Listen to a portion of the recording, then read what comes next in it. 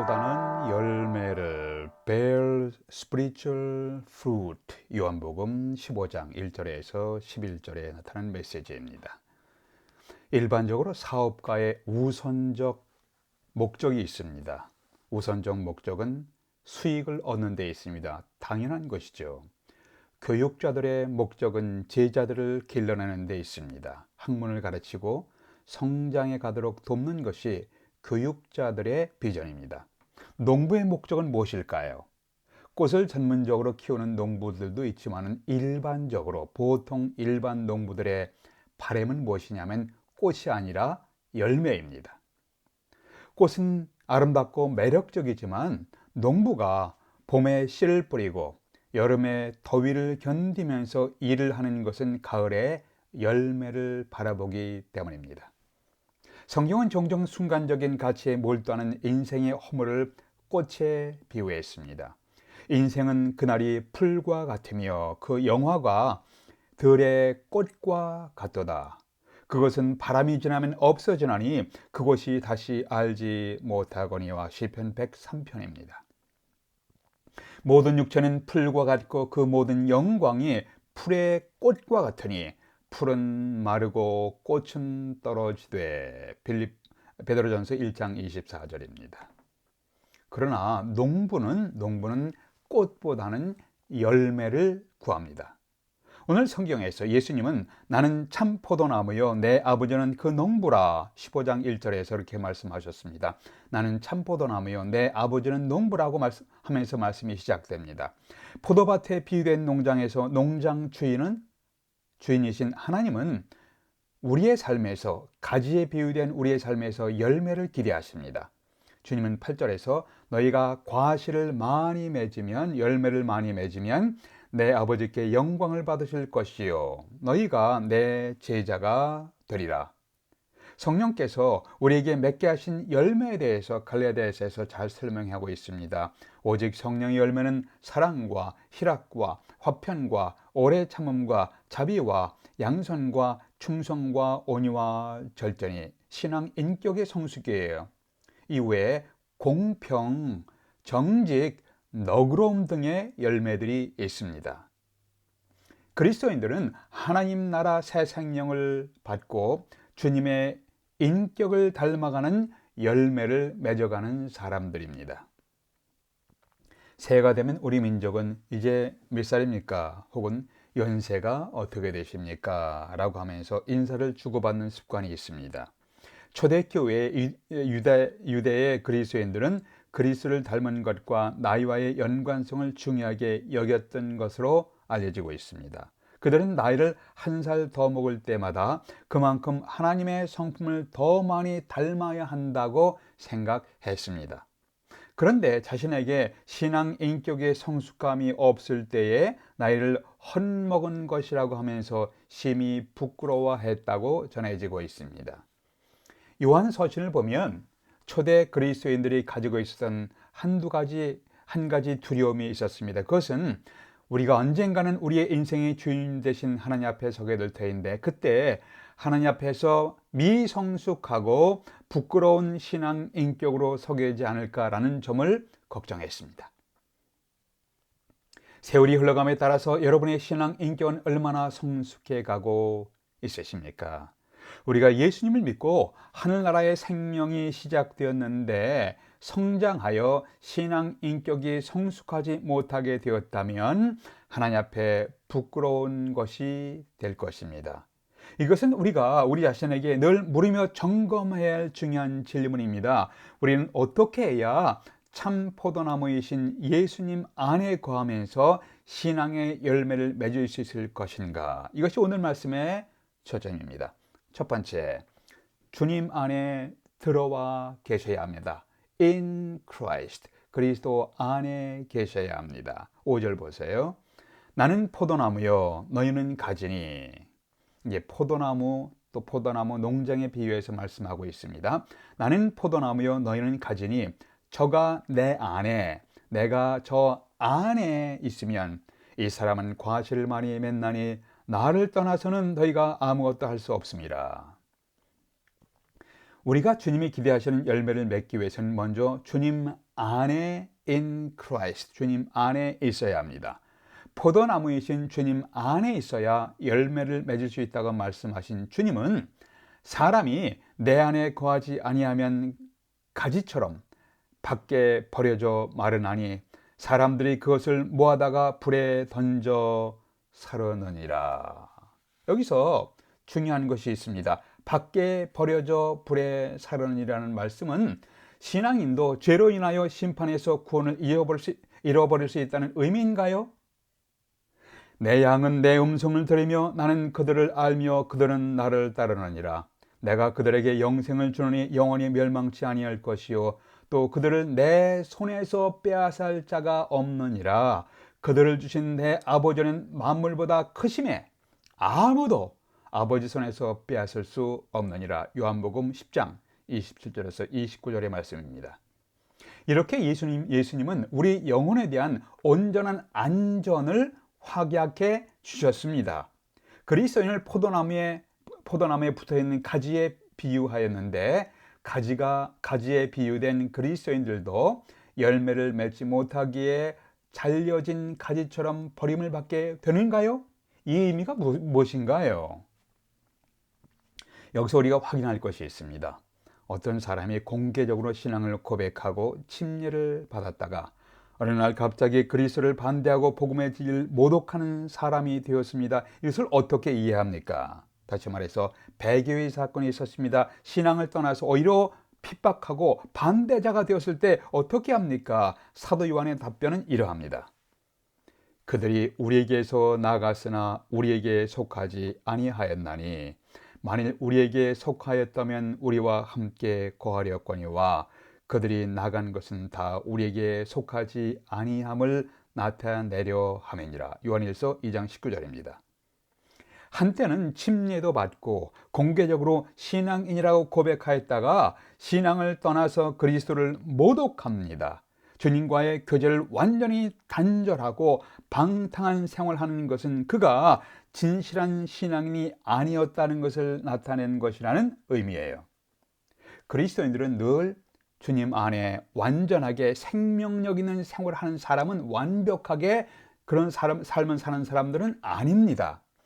진실한 그리스도인들도 때로는 침체됩니다. 때로는 넘어지고 방황하기도 하고 좌절할 때가 있습니다. 그러나 진실로 회개하고 거듭난 그리스도인들은 방황하면서도 주님을 생각하면서 예수께서 나를 사랑하셨는데 내가 이렇게 살면 안 되지. 지금은 이렇게 살고 있지만 언젠가는 내가 다시 돌아갈 거야. 이런 생각을 하면서 예수 그리스도를 바라보려고 애쓰는 사람들이에요. 교회에 출석하며 예배드리는 사람인데 아직 진실로 회심한 신앙인이 아니기에 그리스도 안에 들어가지 못하였고 그리스도께 붙어있는 사람이 아닌 경우가 있습니다. 예수님께 대한 어느 정도 지식이 있고 약간의 믿음을 가지고 주님을 따르는 사람들이 있었는데 요한복음은 이런 사람에 대해서 이렇게 말씀하고 있습니다. 요한복음 2장 23절에서 25절에 이렇게 기록되어 있습니다. 6월절에 예수께서 예루살렘에 계시니 많은 사람이 그의 행하시는 표적을 보고 예수님이 행하신 각종 기적을 봤습니다. 많은 사람이 그의 행하시는 표적을 보고 그의 이름을 믿었으나 예수 그리스도를 믿었습니다. 표적을 보고 믿었습니다. 많은 사람이 믿었습니다. 그 이름을 믿었으나 그 다음 보세요. 예수는 그의 몸을 그들에게 의탁하지 아니하셨으니 이는 친히 모든 사람을 아심이요 또 사람에 대하여 누구의 증언도 받으실 필요가 없으셨으니 이는 그가 친히 사람의 속에 있는 것을 아셨음이니라. 여기서 친히 모든 사람을 아셨다. 친히 사람의 속에 있는 것을 아심이라고 주님이 아신다는 설명이 반복되는 모습을 주목하십시오. 이들은 주님의 표적의 사건들을 보고 주님을 믿었습니다. 그러나 진짜로 진실하게 믿은 것을 믿지 아니하는 것을 주님이 아셨습니다. 이들은 주님을 따라왔습니다. 그러나 진실로 마음을 다해 따르지 아니하는 것을 주님이 아셨습니다. 이들은 주님의 제자로서 그리스도인들과 교제했지만 진짜 제자가 아닌 것을 주님이 아셨습니다. 정확하게 누가 진실로 예수 그리스도를 믿고 거듭난 진실한 그리스도인인가는 오직 예수님만 아십니다. 우리는 사람들의 신앙 고백과 삶이나 행동을 통해 나타나는 것을 보면서 어느 정도 짐작할 뿐입니다. 사도 바울은 너희는 믿음에 있는가? 너희 자신을 시험하고 너희 자신을 확정하라. 예수 그리스도께서 너희 안에 계신 줄을 너희가 스스로 알지 못하느냐? 그렇지 않으면 너희는 버림받은 자니라. 고린도후서 13장 5절입니다. 나는 정기적으로 내가 예수 그리스도를 믿는 믿음 안에 거하고 있는지를 점검하고 있는가 자문해 보십시오. 확인해 보십시오. 우리는 어떻게 해야 참 포도나무이신 예수님 안에 거하면서 신앙의 열매를 맺을 수 있습니까? 첫 번째는 예수 그리스도를 진실로 믿고 주님과 연합되어 주님 안에 있어야 합니다. 두 번째, 그리스도와 긴밀히 연합된 관계를 유지하셔야 합니다. 긴밀히 intimate fellowship, 긴밀히 연합된 관계를 유지하기 위해서 노력하십시오. 내 안에 거한다, 내 안에 거한다. 이 15장에 보면은 내 안에 거하라, 내 안에 거하라. 이 거한다는 abide in Christ, 그리스도 안에서 거한다는 말이 수없이 등장합니다. 이 의미가 무엇이냐면 지속적으로 긴밀하게 생명력 있는 관계를 유지한다는 의미예요. 오늘은 주님을 믿고 있다가 내일 멀리 떨어지는 관계가 아니라 계속해서 예수님과 생명력 있는 관계에 머물러 있는 것입니다.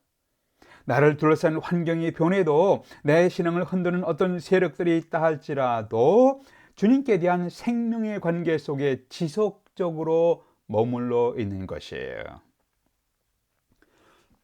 죄송합니다. 그렇게 생명력 있는 긴밀하게 연합된 관계가 아니면 열매를 맺지 못하는 경우를 성경을 통해서 볼 수 있습니다. 사도행전 5장에 아나니아와 삽비라의 사건이 나오는 것을 보십시오. 아나니아와 삽비라는 예수 그리스도를 믿고 침례받은 자들이에요. 신앙 공동체 속에서 그리스도인들과 친밀한 교제를 나눴던 부부였습니다. 그러나 사람들에게 인정과 칭찬을 받으려고 intentionally 의도적으로 성령 하나님을 속였습니다. 자신이 하나님을 속이려 한 것을 회개하고 돌이킬 기회가 있었습니다. 그러나 끝까지 의도적으로 속이려 하였기 때문에 죽임을 당하는 비극의 부부가 되었습니다. 이 부부는 하나님이 기뻐하시는 열매를 맺지 못했습니다. 고린도 교회도 마찬가지였습니다. 고린도 교인들이 주님의 성찬에 참여하면서 합당하지 못한 방법으로 주님의 떡과 잔을 먹고 마시는 자들이 있었습니다. 고린도 교회 교인들이었어요. 이들은 자신들을 살피면서 거룩하고 질서 있게 주님의 떡과 잔을 마시는 성찬 예식을 무질서한 행동으로 말미암아 혼란스럽게 하고 더럽혔습니다. 그 결과 몸이 연약해지는 자가 있었고 질병에 걸려 병상에 눕게 되는 사람도 있었고 어떤 사람은 사망에 이르기까지 했습니다. 이들은 주님과 긴밀히 연합된 관계를 유지하지 못했습니다. 이들은 주님의 사랑 안에 거하지 못했습니다. 그래서 이들은 주님이 기뻐하시는 열매 있는 삶을 살아가질 못했습니다. 사도 요한은 예수 그리스도를 주님으로 고백하는 신앙인들 중에 그리스도의 교훈 안에 거하지 아니하였기에 하나님을 제대로 모시지 못하는 자들이 있다라고 설명하셨는데 요한 2서 9절이에요. 초대교인들 중에 그리스도의 교훈에 순종하며 하나님 사랑 안에 거하지 않는 자들이 있었기에 유다서 21절은 이렇게 말씀하고 있습니다. 하나님의 사랑 안에서 자신을 지키라. 그렇게 하지 못한 자들이 있었는 거예요. 그래서 하나님의 사랑 안에서 자신을 지키라고 말씀했습니다. 그리스도와 긴밀하게 생명력 있는 관계를 유지하며 그의 말씀에 순종하여 주님의 사랑 안에 거하지 않으면 열매를 맺을 수 없음을 오늘 성경이 말씀하고 있습니다. 예수 그리스도를 향한 사랑과 신뢰의 관계를 지속하는 삶이 바로 예수 그리스도 안에 거하는 삶입니다. 이것은 주님과 나 사이에 단지 교회에 출석하는 정도의 형식적인 관계만 맺는 삶은 아니에요. 그것은 마지못해서 믿는다고 말하는 정도가 아니라 적극적으로 능동적으로 예수 그리스도를 사랑하고 신뢰하며 교제하는 관계를 의미하고 있습니다. 여기서 거한다, abiding한다, abide, 거한다는 의미를 부부관계에 비유하면 좀 더 잘 이해할 수가 있습니다. 한 지붕 밑에서 한솥밥을 먹고 살지만 진정으로 마음을 나누는 교제가 없이 서로의 존재만 확인하며 살아가는 부부들이 늘어가고 있습니다. 이들은 아침에 일어나서 잘 잤는지 얼굴만 확인하고 각자 직장을 향해서 나아갑니다. 저녁에 와서 잘 지내느냐고 하고는 잠을 자고 아침에 일어나서 또 일터로 나갑니다. 이들 부부 사이에는 마음을 나누는 교제, 펠로십이 없고 사랑의 의미마저 상실되어서 무덤덤한 부부 생활이 지속될 뿐입니다. 그냥 함께 동거하는 정도의 부부 생활이지 서로 마음을 나누며 교제하며 함께 헌신하는 생명력 있는 관계가 아닙니다. 그러나 여기서 거한다는 말, 오늘 성경 말씀에서 abide 한다, 거한다는 말은 그냥 함께 존재하는 정도가 아니라 함께 긴밀하게 삶을 나눈다는 의미를 갖고 있습니다. 함께 거한다는 것은 서로를 좀 더 깊이 알아가며 사귐이 있습니다. 진지한 대화가 있습니다. 동일한 목적을 위해서 함께 가까이 동행하는 삶이 있는 모습이 abide, 거한다는 의미예요. 우리가 그리스도 안에, 예수 그리스도 안에 거한다는 것은 예수 그리스도를 신뢰합니다. 주님과 자신의 모든 일들에 대해서 의논합니다. 기도합니다. 가까이 동행합니다. 순종하는 삶을 살려고 노력하고 있습니다. 이렇게 주님 안에 거한 삶을 살아갈 때 예수께서 기대하시는 삶의 열매들이 맺혀가게 될 것입니다. 예수 그리스도를 나의 주님으로 신앙을 고백하며 신앙생활할 때 때로는 영적인 침체에 빠지는 순간도 있을 수가 있습니다. 그래서 주님께 대한 믿음이 무슨 소용이 있어? 라고 하면서 회의가 생기며 갈등할 때가 있습니다. 나의 삶에서 경험하는 고민과 좌절과 방황과 눈물 속에서도 예수님은 나에게 손을 내밀어 함께 동행하자며 우리를 초대하고 계십니다. 자신에게 물어보십시오. 요즘 무엇이 나를 낙심케 하고 있는가? 무엇이 나의 신앙생활의 활력을 빼앗아가고 있는가? 복음에 대한 여러분의 의욕을 좌절시키며 발걸음을 멈추게 하는 것이 무엇입니까? 어떤 사건과 문제가 여러분의 발걸음을 붙들어 매든 간에 주님은 여러분이 주님 안에 거하면서 좋은 열매를 맺어가는 삶을 사시기를 기대하십니다. 내 안에 거하라. 그리하면 열매를 맺게 될 것이며 너희는 나의 제자가 되리라. 우리가 주님 안에 거하면 주님의 인격을 닮아가는 열매를 맺고 우리를 통해서 이웃들이 예수 그리스도 앞에 돌아오는 열매를 맺게 될 것입니다. 우리가 살아오신 연세가 얼마나 되십니까? 우리는 그 연세에 걸맞는 열매를 맺으면서 살아가고 있는가 자문해 보시길 바랍니다. 여러분을 통해서 예수님 앞에 나와서 새로운 삶을 살게 된 사람이 몇 사람이나 되십니까?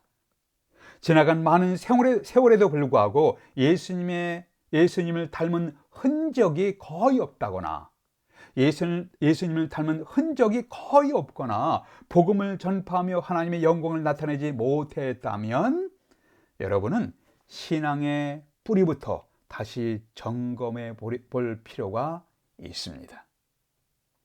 여러분 이러한 기도를 드리고 싶지 않으십니까?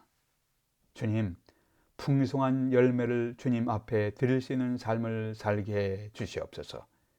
예수 그리스도를 닮아가는 신앙의 인격의 열매들이 저희 삶 가운데도 좀 맺힐 수 있도록 하나님 도와 주시옵소서. 기도하시겠습니다. 아버지 하나님, 저희 삶에 선한 열매가 가득한 삶이 되기를 원합니다. 때로는 힘들어 주저앉기도 하고, 하지만 다시 일어설 수 있는 힘을 주시옵소서, 분별력을 주시옵소서, 지혜를 주시옵소서, 그러한 삶을, 생명력 있는 삶을 살아갈 수 있도록 도와주시옵소서. 주 예수 그리스도의 이름으로 기도하옵나이다. 아멘.